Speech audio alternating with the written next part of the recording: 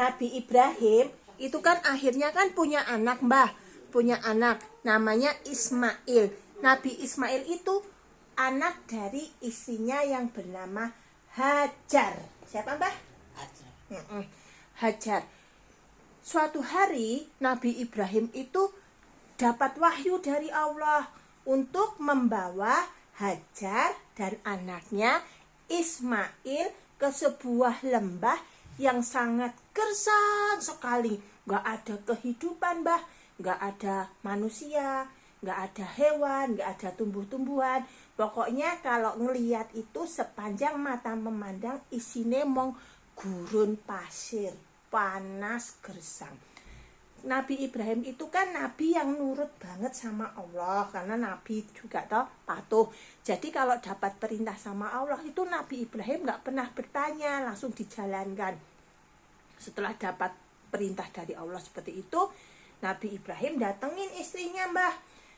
Ngomong sama Hajar, wahai istriku, aku dapat perintah, wahai istriku, aku mau ngajak kamu ke suatu tempat. Terus, oh iya suamiku. Akhirnya si Hajar ini siap-siap. Terus anaknya yang Ismail yang belum 2 tahun, yang masih menyusui itu digendong.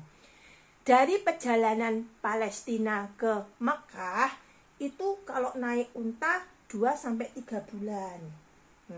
Selama perjalanan dari rumah sampai selama perjalanan, Hajar itu nggak pernah tanya sama suaminya, nggak pernah, suamiku kita mau kemana gitu. Enggak, Mbah, diem aja istrinya itu si Hajar. Sampailah mereka ke suatu tempat yang gersang. Sekarang itu tempat itu dinamakan Mekah. Dulu Mekah nggak kayak gini, Mbah. Dulu Mekah itu padang tandus, isinya cuma batu, pasir, panas. Pokoknya nggak enak, nggak senyaman sekarang. Sampai di tempat itu, Nabi Ibrahim nyuruh istrinya sama anaknya turun. Setelah turun dari unta, Nabi Ibrahim pamit pulang ke Palestina. Loh, Hajar kan bingung. Loh, kok aku ditinggal di sini? Tapi dengan sopan, dengan halus, sambil gendong Ismail berjalan di sampingnya unta, tanya Mbah Hajar sama itu suaminya, suamiku, alasan apa yang menyebabkan kamu meninggalkanku dan anak kita Ismail yang masih bayi ini di tempat yang gersang seperti ini? Nabi Ibrahim bingung, gak ngerti, gak tahu harus ngomong apa. Cuman diem aja. Nabi Ibrahim gak jawab. Terus mengarahkan untanya berjalan ke Palestina. Tanya lagi untuk kedua kalinya, suamiku, alasan apa yang menyebabkanmu meninggalkanku dan anak kita yang masih bayi ini di tempat yang gersang seperti ini? Diem lagi Nabi Ibrahim, karena memang Nabi Ibrahim kan gak pernah tanya sama Allah. Nabi Ibrahim ketika dapat perintah sama Allah, dari Allah kan cuman ya langsung dijalankan, tapi juga gak tahu alasannya apa. Diem aja. Hatinya Nabi Ibrahim tuh sedih, Mbah. Janjane sedih. Aduh, aku harus meninggalkan istriku, meninggalkan anakku di sini. Tapi ini perintah Allah, aku harus menjalankan. Diem aja. Akhirnya yang ketiga kalinya, Hajar sambil berjalan di sampingnya unta, ngomong lagi sama suaminya, suamiku, apakah alasanmu meninggalkanku dan anak kita Ismail yang masih bayi ini? Karena itu perintah dari Allah. Nabi Ibrahim mengangguk. Setelah lihat jawabannya dengan anggukan Nabi Ibrahim, Hajar gak marah, Mbah. Hajar sambil berjalan, ya sudah suamiku, kalau ini perintah dari Allah, pulanglah, kembalilah ke Palestina. Lalu Hajar diem, melihat suaminya pakai unta berjalan meninggalkan. Sepanjang perjalanan dari Mekah sampai ke Palestina, Nabi Ibrahim nangis terus. Ya Allah, aku harus meninggalkan meninggalkan istri dan keturunanku di lembah yang gersang ini. Tapi aku percaya ya Allah bahwa aku meninggalkannya di Indah Baitikal Muharram. lokasi yang mulia, lokasi di tempat rumahmu yang mulia ya Allah. Itu. Karena Nabi Ibrahim percaya bahwa meninggalkan Hajar dan Ibrahim dan Ismail di situ itu dekat dengan rumah Allah.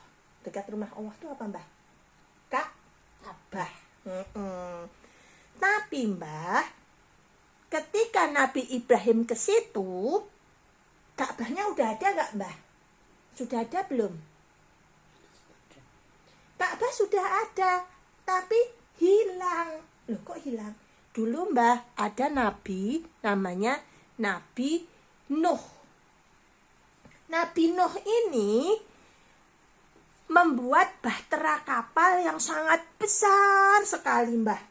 Bahtera kapalnya itu menampung kaumnya Nabi Nuh yang taat dan beriman kepada Allah. Lalu kaumnya Nabi Nuh ini sama Allah memberikan azab, yaitu banjir bandang yang sangat besar sekali. Banjirnya tuh gede banget, Mbak. Karena banjir di zamannya Nabi Nuh itu, makanya terjadi kiamat kecil saat itu. Kaumnya Nabi Nuh itu semuanya hilang, musnah, yang gak taat, hancur. Termasuk Ka'bah. Bangunan Ka'bah itu kan cuma kotak warna hitam, Mbah. Itu hilang, Mbah, hancur. Tertutup pasir. Nah, alasan kenapa Allah menyuruh Nabi Ibrahim membawa istrinya Hajar dan Ismail anaknya di lembah yang gersang itu sebenarnya, Mbah, Nabi Ibrahim itu diminta suatu saat nanti mencari bangunan Ka'bah lagi dan mendirikannya. Jadi yang mendirikan pertama kali Ka'bah itu bukan Nabi Ibrahim, Mbah, tapi Nabi Adam. Nabi siapa, Mbah? Nabi Adam. Nabi Adam itu nabi yang pertama, nabi yang nomor 1. Itu Nabi Adam dan putranya Syed yang mendirikan Ka'bah. Tapi karena peristiwa Nabi Nuh, banjir bandang itu, Ka'bah hancur. Tapi Allah masih menyelamatkan pondasi Ka'bah. Tapi pondasi Ka'bah tertutup gurun pasir. Nah, itu alasannya kenapa ditinggalkan di situ. Terus udah kan pulang. Setelah suaminya nggak kelihatan, Mbah, Hajar bingung. Aduh, aku di sini mau ngapain ya? Lalu ngecek perbekalan tempat minumnya. Duh, air minumku habis. Nggak ada apa-apa ini. Ismail tiba-tiba nangis kenceng, Mbah.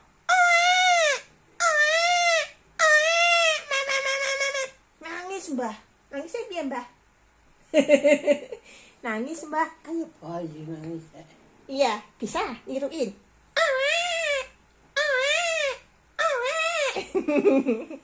Tuh, nangis, bingung kan? Duh, anakku nangis.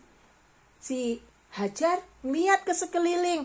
Di sekelilingnya itu ada 2 gunung, Gunung Sofa dan Gunung Marwah. Yang paling dekat adalah Gunung Sofa. Ismail diletakkan di tanah di gurun pasir itu.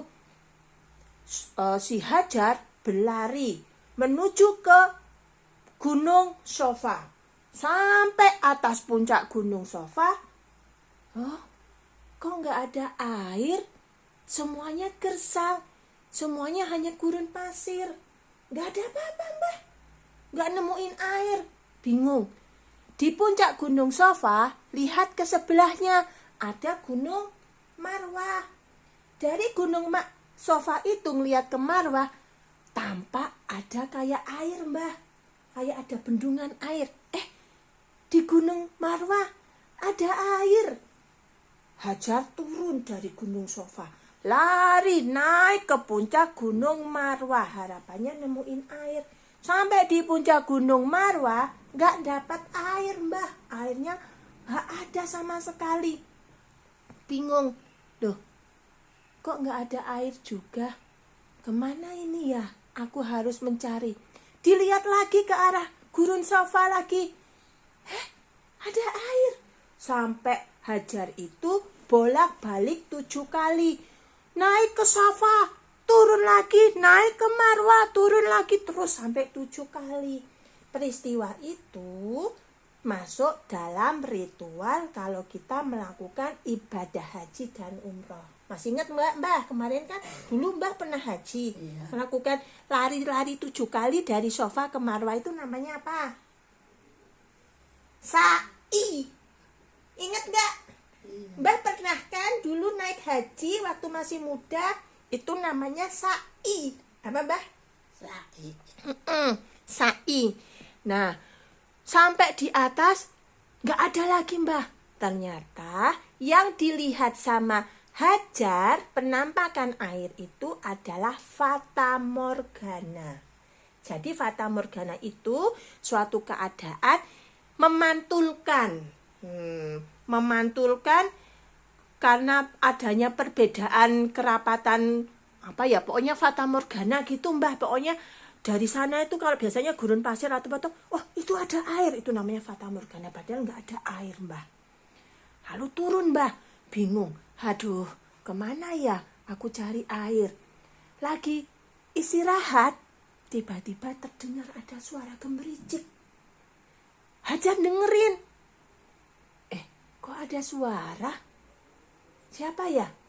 Setelah didengerin, ternyata suara itu berasal dari tempat anaknya Ismail.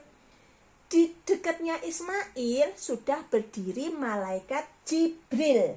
Malaikat siapa Mbak? Jibril. Malaikat Jibril menghentakkan sayapnya barengan sama kaki kecilnya Ismail yang masih bayi. Terus sayapnya Jibril itu mengais-ngais tanah, lalu muncul semburan air, namanya air Zam-Zam. Ingat Mbah, waktu ke Mekah ada kan Mbah, waktu naik haji kan?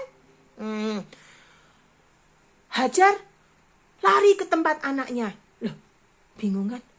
Kok ada air? Anaknya Ismail diambil, ditaruh di tanah yang aman, yang gak ada airnya itu. Pakai tangannya Hajar buat bendungan. Lalu ngomong, Zam-Zam, Zam-Zam, Zam-Zam. Zam-Zam itu berasal dari bahasa Mesir, karena Hajar berasal dari Mesir. Artinya mendekat, mendekat, mendekat. Jadi orang-orang sampai sekarang nyebutnya air Zam-Zam. Setelah buat bendungan, Hajar nyari batu-batu biar airnya nggak meludak. Kata Rasulullah, kita harusnya berterima kasih kepada ibunya Ismail, yaitu Hajar. Karena dari tangan Hajarlah yang telah membendung air Zam-Zam sehingga tidak meludak, tidak muncrat, tidak keluar, tertahan. Karena itu Mekah tidak kelelep, ora banjir. Jadi banyak yang menyebutkan barang siapa orang yang mengatakan Zam-Zam, hanya dengan mengatakan Zam-Zam, pahalanya itu diberikan kepada Hajar. Jadi Hajar itu dapat pahala dari orang yang ngomong Zam-Zam. Ini kayak si Bul nih. Bul kan ngomong Zam-Zam, Zam-Zam. Ya kan? Nanti Hajar dapat pahala. Mbah ngomong, Mbah Buyut ngomong Zam-Zam, Zam-Zam. Mbah udah ngasih pahala. Coba bayangin kalau orang seluruh dunia ngomong Zam-Zam, Zam-Zam, pahalanya berapa Mbah? Banyak toh Mbah? Itu Mbah. Jadi dapat pahala dari itu Mbah. Udah. Terus itu juga dari doanya Nabi Ibrahim. Nabi Ibrahim ngomong, berdoa, ya Allah semoga anakku, istriku tidak kesepian, tidak telantar. Terus berdoa seperti itu. Allah mengijabah dengan cara apa?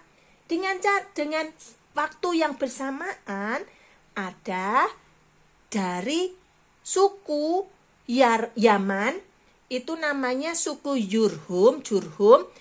Itu di Yaman itu bendungannya jebol. Kan ada bendungan yang besar sekali Mbah. Bendungannya jebol.